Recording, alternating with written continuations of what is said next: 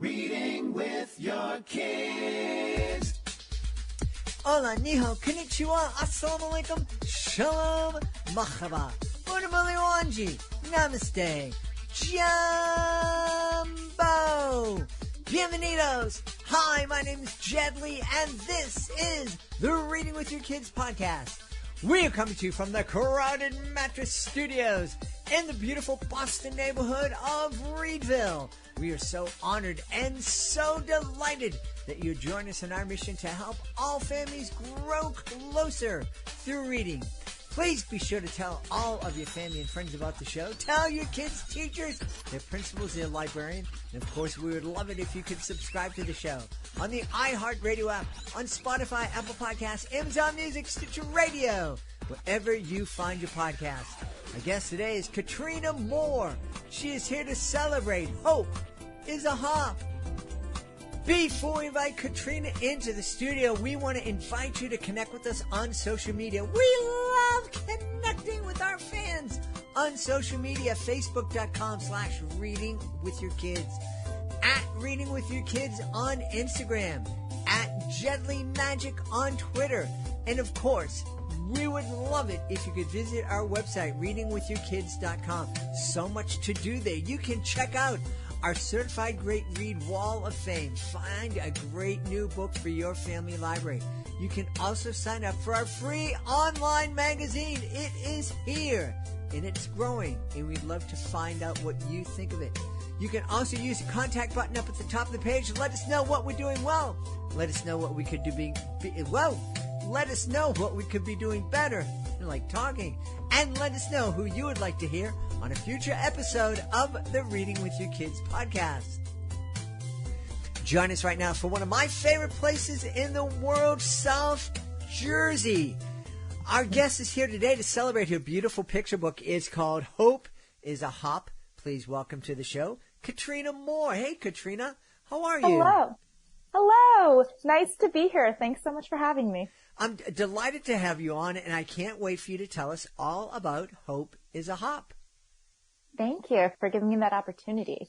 So Hope is a Hop is a picture book. It's about hope, and it's about how hope can be really surprising from where you find it to the way that it can grow seemingly out of nowhere.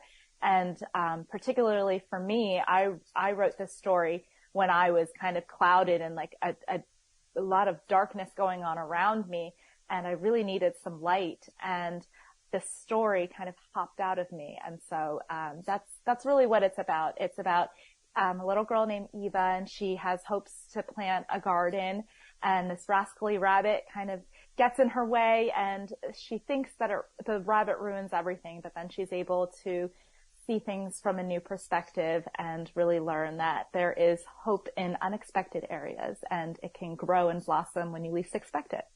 You know, when I was preparing for our conversation tonight, I learned a little bit about Eva and the rabbit, and it reminded me of some of the struggles my beautiful wife faces every year here with her garden and the multitude of bunnies that we seem to have here. But in particular, last night, some of the folks who are listening know that I'm recovering from an accident and surgery, and part of that recovery is me trying to walk around the neighborhood. And my beautiful wife and I were out yesterday, and we found a little teeny weeny bunny who was separated from his family and was walking into a yard with a big pit bull. Oh no! And so my beautiful wife picked it up and carried it over. Surprisingly carried it over right next to her garden. And I know she's going to be complaining that rabbit's eating her flowers in a few weeks. But, it's resiliency and hope. Yeah. It can be found just about anywhere if you look hard enough, I think. Exactly. And that is very similar to my real life experience that inspired the book. This was, I believe it was the summer of 2020 where all of this was going on, and there was a lot of personal family loss that I was going through. And I was outside trying to get some sunshine while my kids were playing in the backyard. and we had 2 dogs, and we noticed they were very, very interested in this like particular patch of grass. And so I went to investigate. And at first I thought they were like rats or mice. So, oh no. So I squirmed, and my dogs, were just really wanted to play with them. So I got my dogs away. We soon discovered that they were baby bunnies. And so we called our local wildlife rescue, because we wanted to make sure that, they could continue to be nurtured by their mom in the wild, and that our dogs wouldn't disturb them. And so we just wanted advice, and they told us just to leave them be, try to keep our dogs away. But, the mom would come at night or in the evenings when, people weren't around, and she would feed the bunnies. And she said to make sure, don't touch them. You don't want them to smell like you, but pretty much just kind of leave them alone. And so that's what we did, but we checked in on them every day, and watching my children just watch these bunnies, and then they grew really fast, and they got fur, and they started hopping around in our backyard, and just the joy that it brought us was so wonderful and just so out of nowhere. And that's really what sparked this, how you can just find that hope, and it can just kind of bring you back to life. Yeah. I think that's such an important lesson, not only for us to teach our kids, but for us to remind ourselves, is that, there's going to be lots of times when when life just kind of, knocks us down, and it seems to just be waiting for us to try to get up, and it's going to knock us down again. That even in those darkest moments, that we can find some hope, and it's important for us not to give up. Exactly. Yeah. It's interesting that, a lot of people turn to books to kind of pull themselves out of those dark moments, those funks. You wrote a book to help yourself get out of that. Do you find that writing has always been therapeutic for you? It has. Even before I thought of being a writer professionally, I always turned to writing to express myself. So when I go to school visits and I talk to readers, I say, I've been a writer since I was your age. So if you like to write, you're a writer. And I really think that that's true. You don't have to have something published to be a writer. If you write, you're a writer. And ever since my earliest notebook that I remember keeping was probably in 2nd grade, and it was black and white composition notebook. And sometimes I would just draw on it, and sometimes I would just write poems. The moment I started to realize, words, you can make them rhyme and they sound really fun. So I would just write poems about everything. And I had been doing that as I was growing up. And I had other, career aspirations. I wanted to be a fashion designer at one point. I wanted to be a chef. Eventually I became a teacher. And throughout that entire time, I just continued to write for myself. And then it was when and I always loved picture books as well, for myself, before I had kids, before I was a teacher.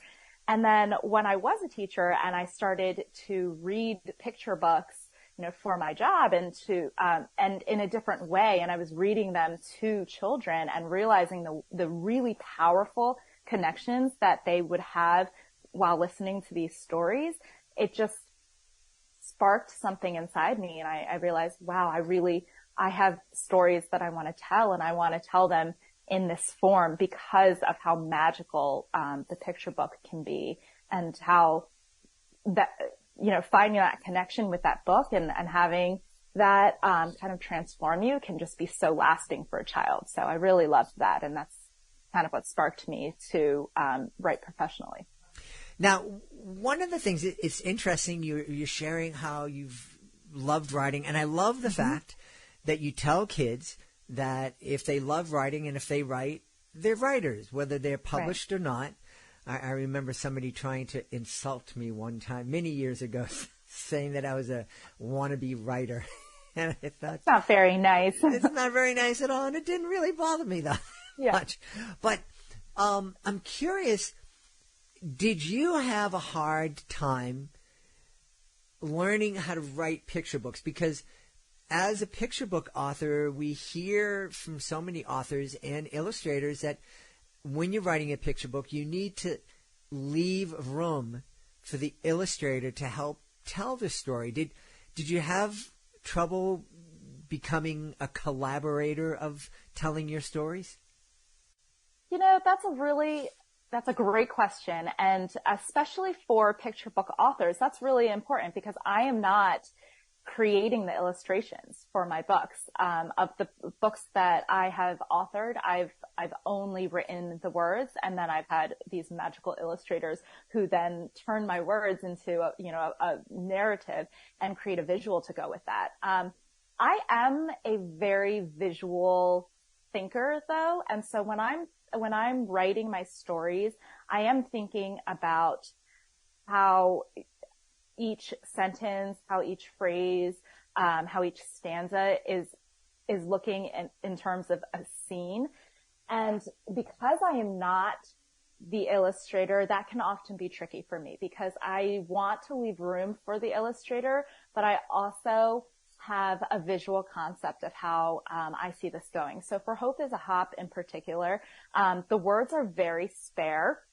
I think it's less than it's just about 200 words in the entire book. And it also, if you read the words on their own, you don't necessarily know what the visual narrative is. And so it is only with the words combined with the illustrations that a fully formed story is there. And I think that's kind of the magic of the picture book, is that these young readers are coming to this and they can be as expert of a reader as someone who can read. Like maybe they can't read the words, but when they're listening to those words and they're picking up things in the pictures that are not said in the words, they're developing these layers of understanding of, oh, what is really going on? So the whole narrative with Eva and her planting a garden and this rascally rabbit, you see most of that through the art. And the text, for example, in the part where Eva is very, very upset, when you're thudding and thumping and covered in brown. And so the art shows that a rabbit has come and eaten all of these blossoms so that she took so long to plant. And the art shows Eva in this very real, very relatable, emotional tantrum that she is having because she's devastated. And you don't get that from the text, but it's the combination of the text being able to convey those concrete words that go along with the visuals. And so the way that I do that is I write art notes for myself that I don't ever plan to have be, set in stone. But they're just for me so that I know, okay, I'm saying thudding and thumping and covered in brown, and my art note might be Eva's devastated because a rabbit, ruined her garden. And then that way, when I send it off to my agent and my agent later sends it off to my editor, they understand this, this visual concept that I'm going for. And then my editor has the choice to either remove all the notes and just give it to the illustrator and let them create their own narrative.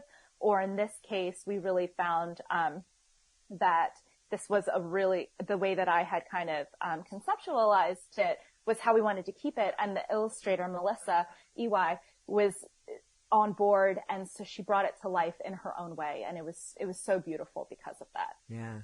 How does that feel when the first time you see either the sketches or the finished product, it's like, I've told the story, but I've only told half of it, and I can't wait to see the rest of it come to life?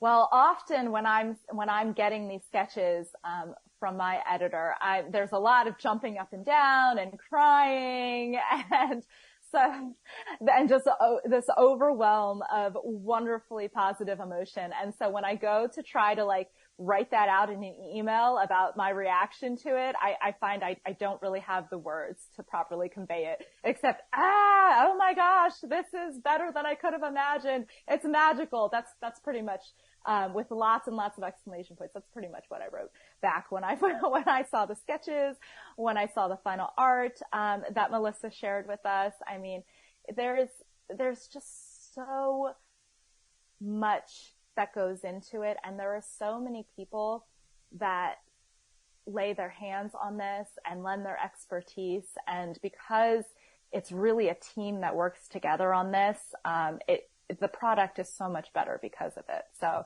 I can take credit for the words, and even that I have help with, and so it's really magical. And I love that part. That's one of my favorite parts, is seeing that art for the first time. Well, it's interesting that you use the word magical, because one of the things that I wanted to speak to you about, you've written a number of books, and when I was on your website getting ready for the conversation, there was one book that absolutely caught my eye called Teeny Houdini.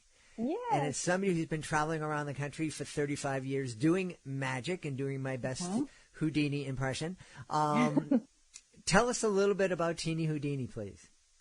Teeny Houdini is a chapter book series starring the magic-loving Bessie Lee. She is the teeniest, tiniest in her family and the teeniest, tiniest in her first grade class, and she really wants to make her mark. And so when she discovers Harry Houdini and how he was the greatest magician of all time, she realizes, well, this is who I need to be like. And so in the first book, she tries to have a grand magic show talent to really wow the crowd and wow her family. And then in the subsequent books, she uses a real magic trick to help solve her problems as well. And so that book and that series is really inspired by my life growing up. I had a huge family.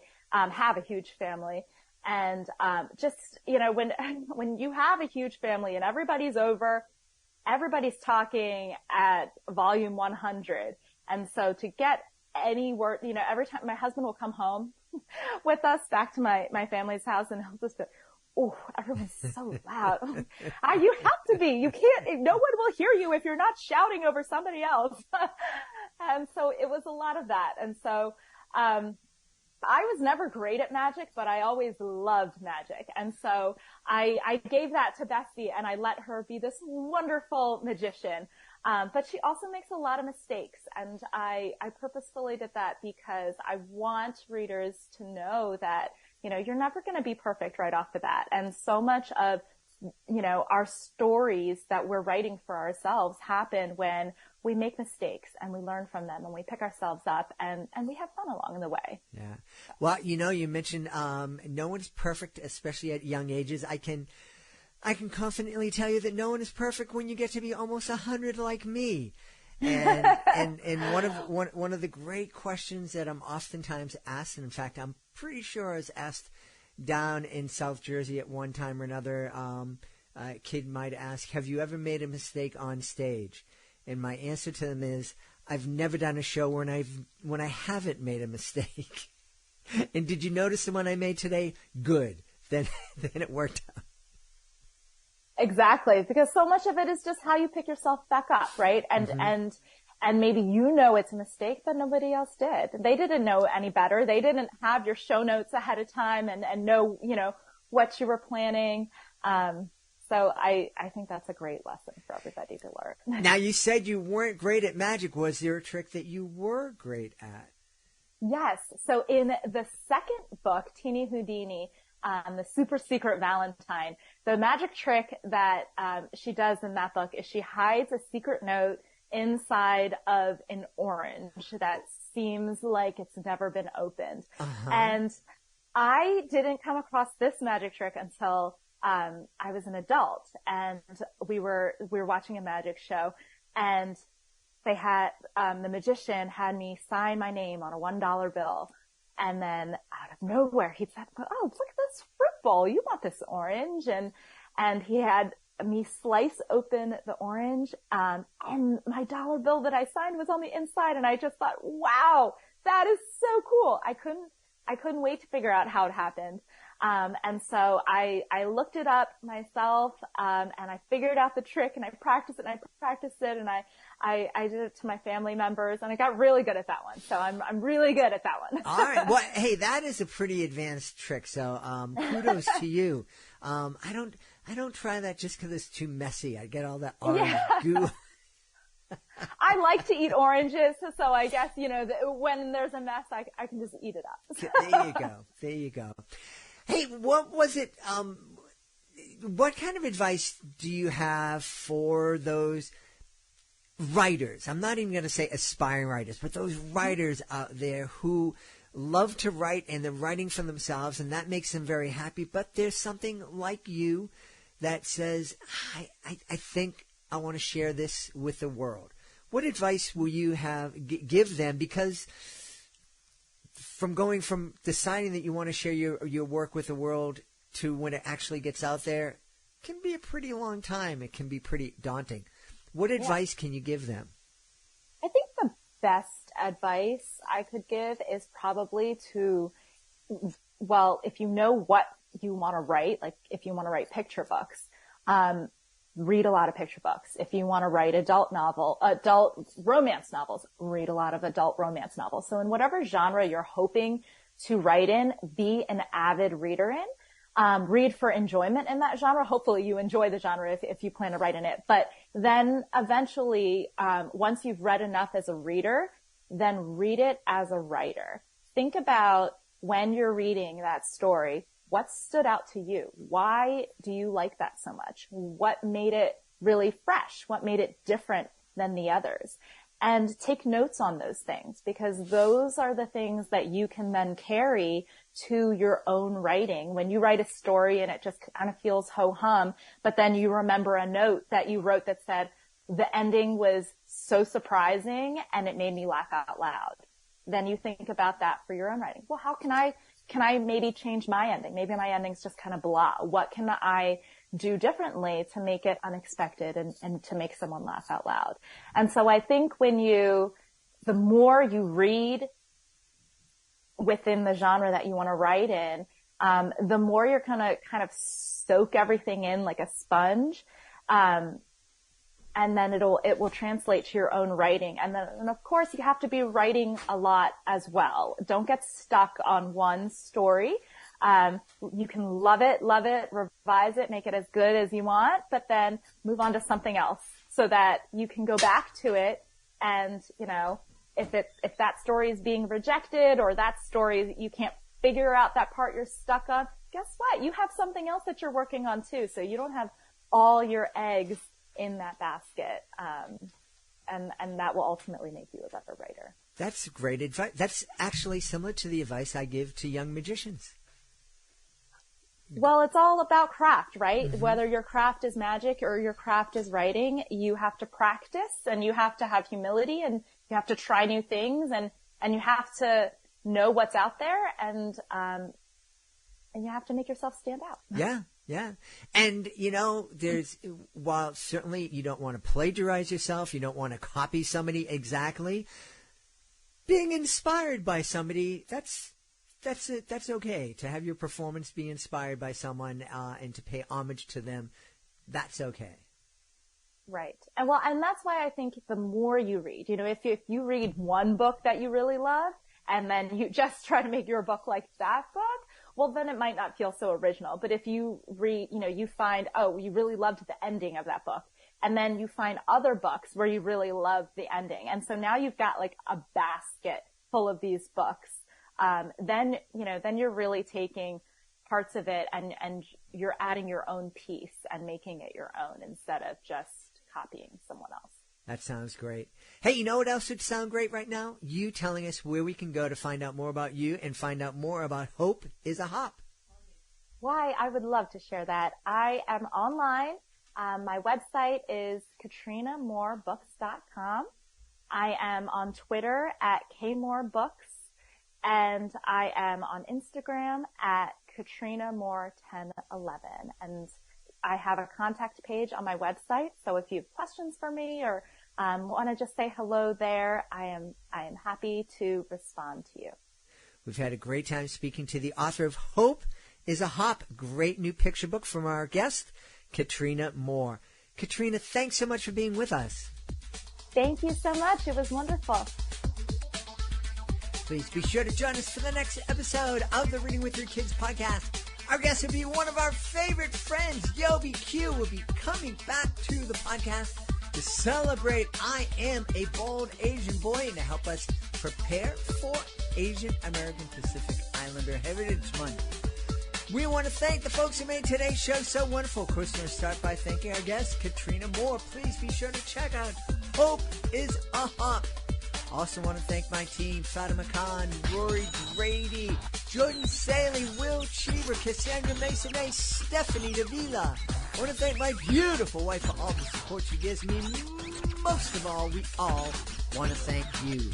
Thank you so much for taking the time to join us today, and as always, thank you so very much for taking the time to make the world a better place by reading with your kids.